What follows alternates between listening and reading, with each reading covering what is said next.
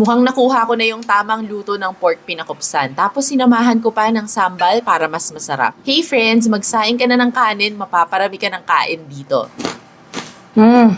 Hindi to sponsored pero natuwa ako sa quality nitong good meat so I wanted to share. Chop pork belly into bite-sized pieces, lagay sa pan with ginger slices and vinegar, season with salt and pepper, tapos enough water para makover completely. Bring that to a boil and lower heat to a simmer. Tanggalin din natin yung scum while cooking. Pag medyo natutuyo na, remove the ginger slices, tapos medyo magtatalsik yung mantika so ingat lang. Let it cook sa sarili niyang fat while mixing every now and then. Prepare na rin natin yung ingredients for the sambal amba na ginawa ko na rin before and mukhang nagustuhan nyo. Let's slice a lot of garlic, onion, and chili. I used 1 bulb of garlic, tapos mga times 1.5 or 2 of that yung amount of onion. I'm using shallots pero pwede namang ibang types of onion. Yung chili, nasa inyo na kung how spicy